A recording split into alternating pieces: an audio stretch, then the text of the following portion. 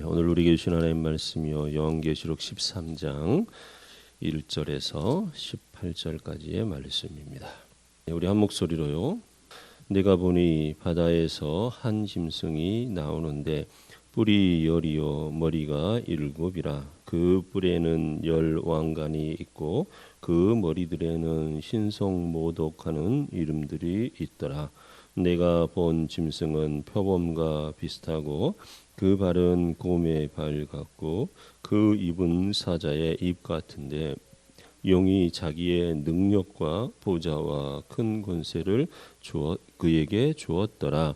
그의 머리 하나가 상하여 죽게 된 것 같더니 그 죽게 되었던 상처가 나음에 온 땅이 놀랍게 여겨 짐승을 따르고 용이 짐승에게 권세를 주므로 용에게 경배하며 짐승에게 경배하여 이르되 누가 이 짐승과 같으냐 누가 능히 이와 더불어 싸우리요 하더라.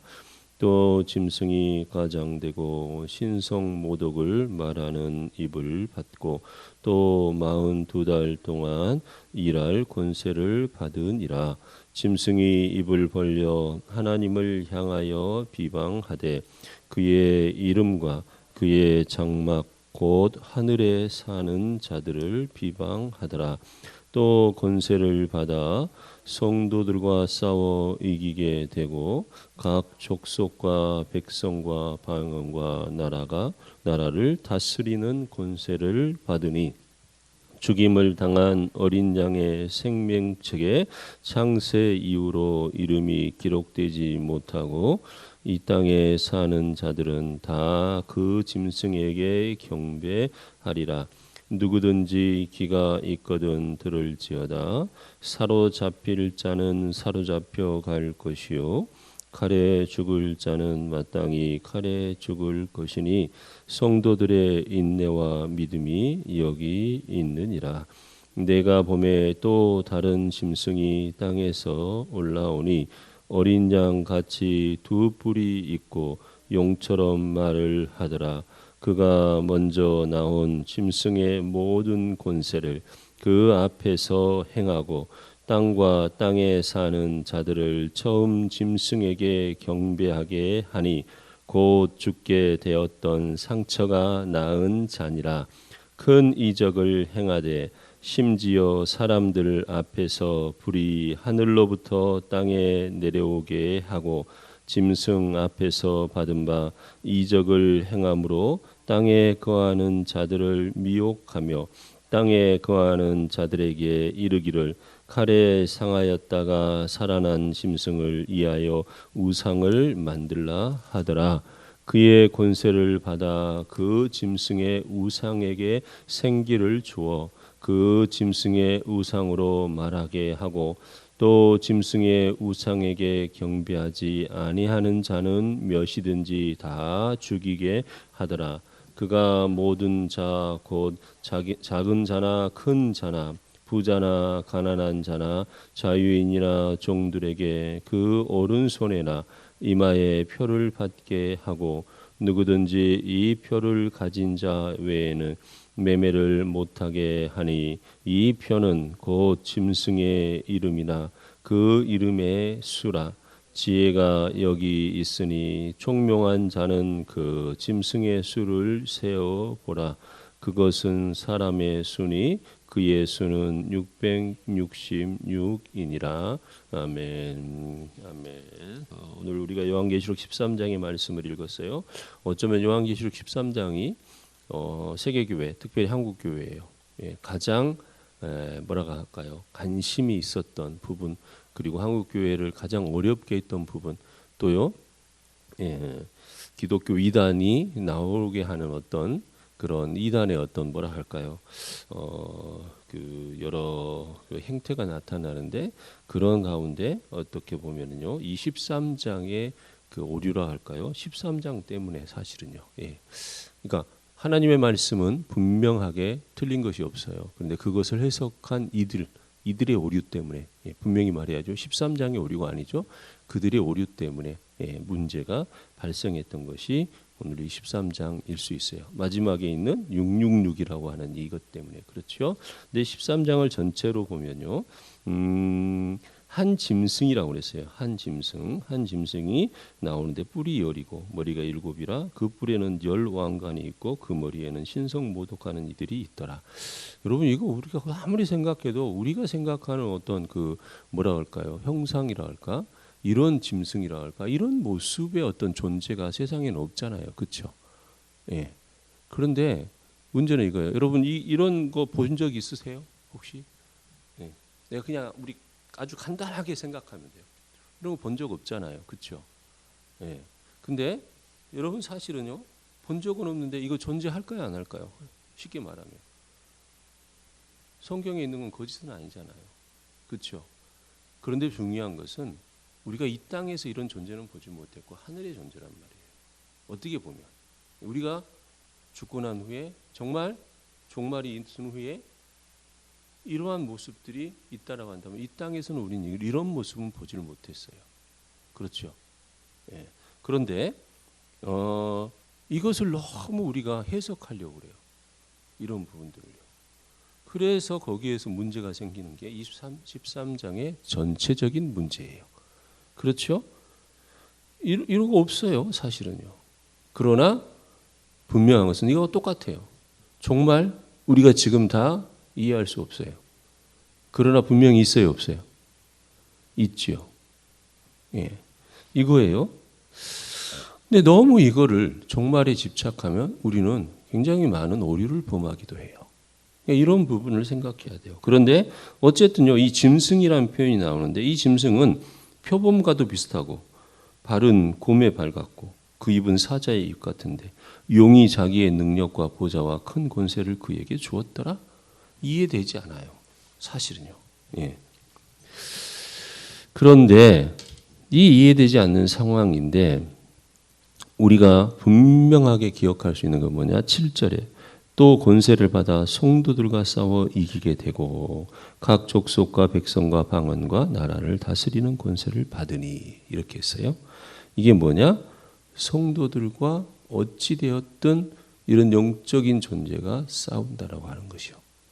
그렇죠. 예. 종말의 때에 이렇게 된다라고 하는 것. 그리고 8절에 죽임을 당한 어린 양의 생명책에 창세 이후로 이름이 기록되지 못하고 이 땅에 사는 자들은 다 그 짐승에게 경배하리라. 구원받지 않은 영혼은 이러한 짐승에게 무엇한다? 경배한다 그거예요. 그러면서요. 14절이요. 14절. 짐승 앞에서 받은 바 이적을 행함으로 땅에 거하는 자들을 미혹하며 땅에 거하는 자들에게 이르기를 칼에 상하였다가 살아난 짐승, 이 짐승 말하죠. 이 짐승을 위하여 무엇을 만들라? 우상을 만들라 하더라. 여러분 결국 뭐냐면 우상이라 그거예요. 우상. 예.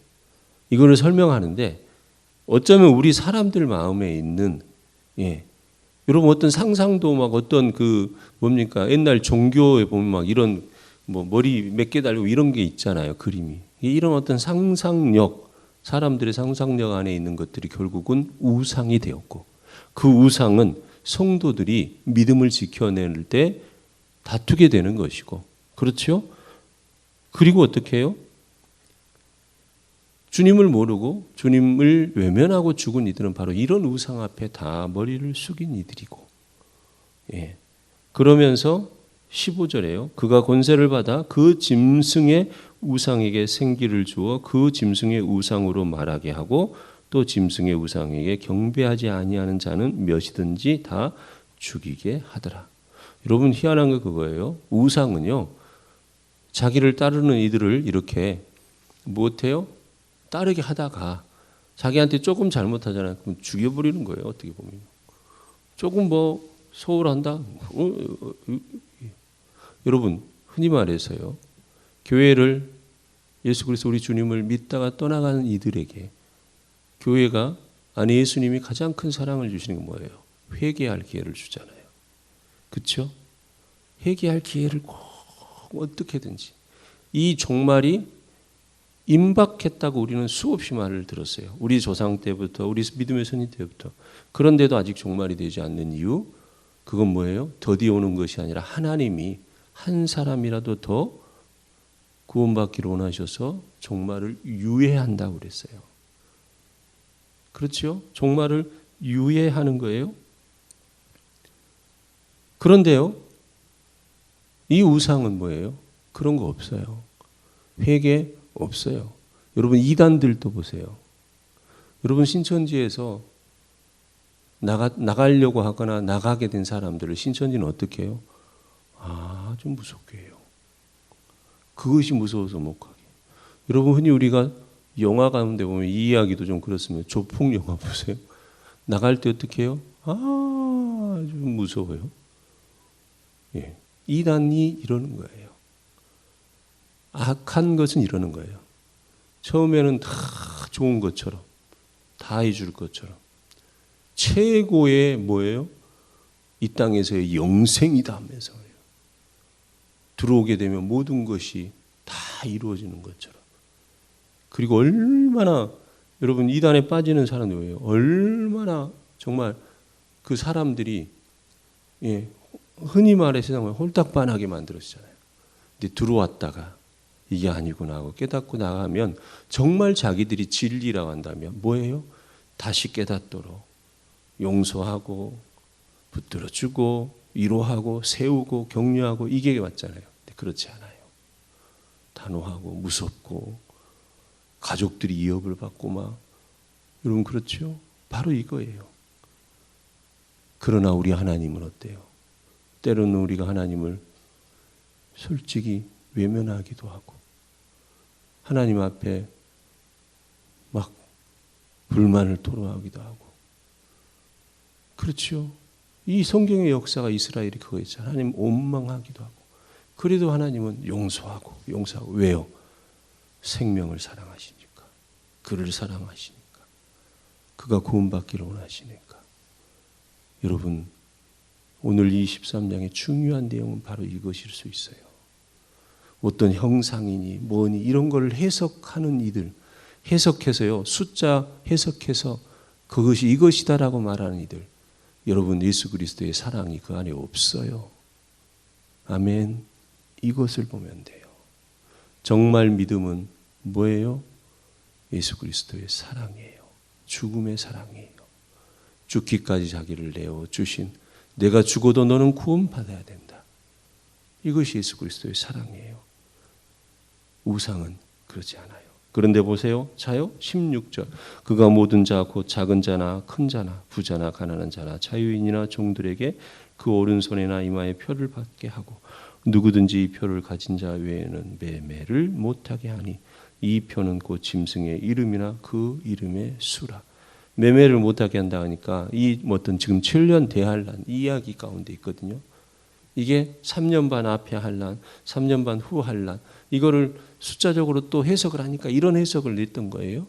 예. 그런데 그때 그런 환란이 이 땅에 오면 무엇한다? 매매를 못하게 우리는 죽는다. 그래서 짐승의 표를 받아야 된다. 이 짐승의 표가 뭐냐? 여러분 해석도 참 여러 가지였어요.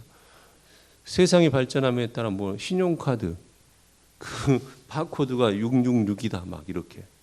근데요 최초의 666은 해석은 어떻게 했냐면 네로 황제 로마에 수많은 그리스도인들을 박해했다.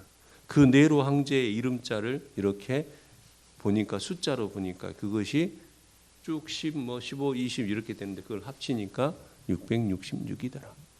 또요 나중에는 뭐예요? 히틀러 얼마나 전쟁에 관계를 가졌어요. 그렇죠? 그런데 그의 이름을 또 풀어보니까 그것을요 우스워요 사실은요. 예, 그거 666이더라. 수없이 해석을 해냈어요. 여러분 이것은요 종말의 때에 이런 어려움이 있다는 것이고 뭐 이마에다가 그래서 666표를 받는다 손에다 칩을 넣는다 막 이런 일들이 있었잖아요. 최근에까지도 뭐 이런 이야기들이 많았어요. 여러분 우리나라가 여기다 뭘 이렇게 하고 여기다 한다고 그래서 여러분 이 생각 좀 하세요. 예. 좋아요. 과학이 발전되는 그렇게 한다고 하십시다. 그러면 아직도 여전히 컴퓨터가 뭐인지도 모르는 저 아프리카에 있는 이들은 도대체 어떤 이들이라는 거예요. 여러분, 종말은 그렇게 오는 게 아니에요. 종말은 예수 그리스도 우리 주님이 하늘로 가신 그대로 오시는 때가 종말이지, 인간들에게 어떤 현상에 의해서 해석되어지는 것이 종말이 아니에요. 중요한 것은 종말의 때에 내가 어떻게 살아가느냐가 중요한 거예요. 내가 오늘 어떤 모습으로 살면서 하나님 앞에 내가 신실하게 믿음으로, 그래서 뭐예요? 하늘의 예배의 주인공이 되느냐, 이거지. 이런 것을 해석해서 거기에 와, 여기에 그리스도가 있다, 여기 참 진리다, 여러분 이렇게 해서 거기에 막 들어가서 머리를 숙인다, 그것이 전부인 것처럼. 그리고 그들이 말하는 게 뭐예요? 이런 현상들을 놓고 봐라, 세상이 지금 종말이다. 지금 아니면 여러분 1996년인가 그럴 거예요 아마, 다미선교회 10월 26일인가, 그렇죠? 정말 큰 아픔이 많았어요 그때.